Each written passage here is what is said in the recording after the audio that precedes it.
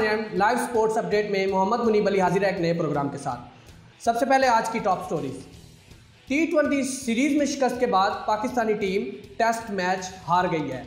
जी हाँ, test match में 11 साल बाद बेहतरीन कमबैक करने वाले और बेहतरीन सेंचुरी बनाने वाले फवाद आलम, उनकी सेंचुरी भी टीम को शिकस्त से ना बचा सकी। अब चलते हैं डिटेल में। सवाल ये है कि फवाद आलम को गुज़श्ता 10 सालों में आखिर टीम का हिस्सा क्यों नहीं बनाया गया।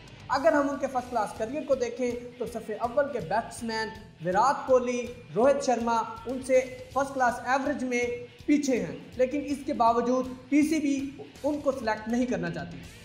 बहरहाल अगर यही सिलसिला रहा तो यकीन करें पाकिस्तान क्रिकेट टीम किसी भी फॉर्मेट में अच्छी कारकर्दगी का मुजाहरा नहीं कर सकेगी। फवाद आलम के 10 साल जो कि ज़ाया हुए क्रिकेट में, आखिर इसका जवाब में कौन है। अगर प्लेयरों के साथ हमने यही करना है तो हम कैसे एक अच्छी टीम बना सकते हैं। फिर उसके बाद दूसरा सवाल ये है कि कराची के खिलाड़ियों के साथ आखिर कब तक ये नारवा सलूक रखा जाएगा।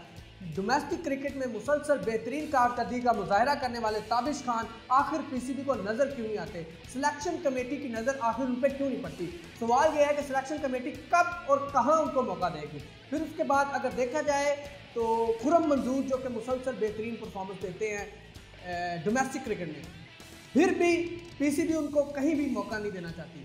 सबसे अहम और जो दुख की बात है वो ये है कि अगर हम बात करें सबसे wicket keeper batsman Sarfaraz Ahmed जो कि पाकिस्तान टीम के साबिक कप्तान हैं, और आपको याद रहे कि पाकिस्तान टीम के वो कप्तान हैं जिन्होंने 2017 में पाकिस्तान को इंग्लैंड के अंदर टाइटल जितवाया, और इनकी क़यादत के अंदर मुसलसल पाकिस्तान 1 साल तक T20 रैंकिंग में नंबर 1 पोजीशन पे रहा।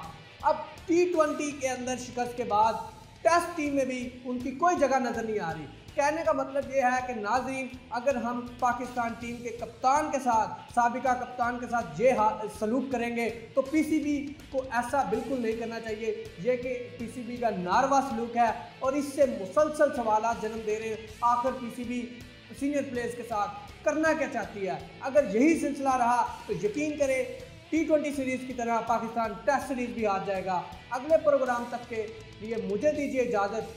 अल्लाह निगहबान। आपके फीडबैक का हमें रहेगा इंतज़ार।